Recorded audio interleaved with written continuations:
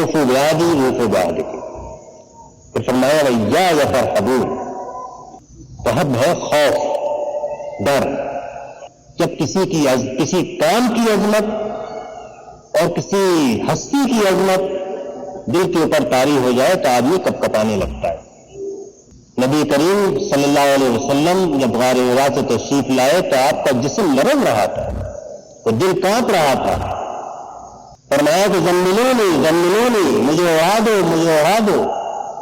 یہ کیفیت کس لیے تھی؟ اسی لیے تھی کہ وہ عہد، وہ وحی، وہ قول ثقیل، یہ ساری ذمہ داریاں لے کر آ رہا تھا. کہ ایک طرف تو نعمت کا احساس جہاں محبت پیدا کرتا ہے، وہاں پر جہاں محبت آئے گی وہاں پر محبت کے چھن جانے کا خوف آئے گا. جہاں نعمت آئے گی وہاں اس نعمت کے چلے جانے کا خوف اس کے ساتھ. اگر مال نہ ہو تو آدمی بے فکر رہتا ہے، مال آئے گا تو پھر چور کا ڈر اور ڈاکو کا ڈر کے ساتھ آتا ہے. جہاں نعمت آئے گی مال آئے گا وہاں پر پھر اس کے چھن جانے کا ڈر بھی ساتھ آ جاتا ہے. تو مجھ سے بھی ڈرو، میری عظمت، میرا جلال اور میرے ساتھ کیا ہوا عہد، اس کی عظمت، اس کا جلال. اگر اس عہد کو پورا نہ کیا تو اس کا میرا غضب اور میری ناراضگی. یہ سب سے اس سے مجھ سے ہی ڈرو، اور اس کے علاوہ تو کوئی اس کا مستحق نہیں کہ تم مجھ سے ڈرو، اس کی وجہ سے اپنے اس عہد کو پورا کرنے میں پیچھے ہٹ جاؤ. تو یہ دراصل پہلا خطاب ہے، پہلی آیت ہے. آپ غور فرمائیں کہ اس کے اندر یہی دراصل وہ چیزیں ہیں کہ جو ہم کو اپنے سے مخاطب ہو کے کہنی ہے، اور یہی باتیں ہمارا نقطۂ آغاز بھی ہے اور محور و مرکز بھی ہے اس دعوت و اصلاح کے لیے جو ہم مسلم امت کے اندر برپا کرنا چاہیے. جتنا ہم اس کو مرکوز کریں گے اتنا دلوں میں زندگی پیدا ہوگی، اتنا لوگ متحد ہوں گے، مجتمع ہوں گے. اور اگر لوگوں کے دل اندھے نہیں ہو گئے ہیں، اندر کی کان بہرے نہیں ہو گئے، تو اس کے اندر وہ طاقت ہے اس صدا کے اندر کہ جو دلوں کو ابھار دے، کھڑا کر دے. ورنہ اگر دل مردہ ہو چکے ہوں تو حضرت عیسیٰ علیہ السلام آئے اور پرندے اڑ گئے، مردہ زندہ ہو گئے، اندھے دیکھنے لگے، مفلوج چلنے لگے، لیکن بنی اسرائیل کے عوام کو اور علماء کو توفیق نہیں ہوئی کہ ان کے مردہ ایمان زندہ ہو جائے، ان کے مفلوج اخلاق میں زندگی آ جائے، ان کی بے بصیرت آنکھوں کے اندر روشنی آ جائے. نہیں ہوئی اگر آدمی نہ چاہے.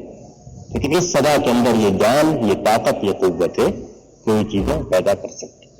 اس کے بعد پھر دوسری آیت شروع ہوتی ہے. فرمایا وَآمِنُوا بِمَا أَنزَلْتُ مُصَدِّقًا لِمَا مَعَكُمْ وَلَا تَكُونُوا أَوَّلَ كَافِرٍ بِهِ وَلَا تَشْتَرُوا بِآيَاتِي ثَمَنًا قَلِيلًا وَإِيَّايَ فَاتَّقُونِ.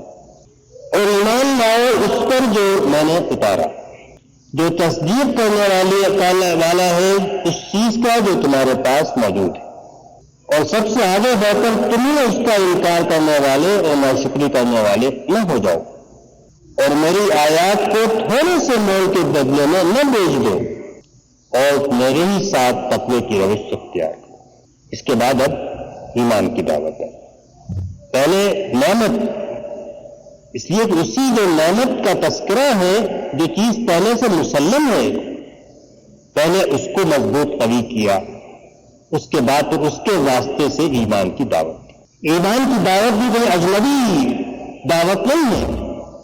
یہود سے بھی جب خطاب ہو رہا ہے تو کہا کہ یہ تو وہی دعوت ہے اور یہ وہی پیغام ہے جو تمہارے پاس پہلے سے موجود ہے. اگر کوئی ایسی دعوت ہو کہ جو قوم کے لیے اجنبی ہو، جس کو وہ نہ سمجھتی نہ ہو، تو وہ تو پھر راہ پانے کے اندر کامیاب نہیں ہوگی. شاہ ولی اللہ صاحب رحمۃ اللہ علیہ کہتے ہیں کہ انبیاء کی دعوت کا تو مدار انہیں مسلمات پہ ہوتا ہے جو قوم کے نزدیک پہلے سے تسلیم شدہ ہوتے ہیں.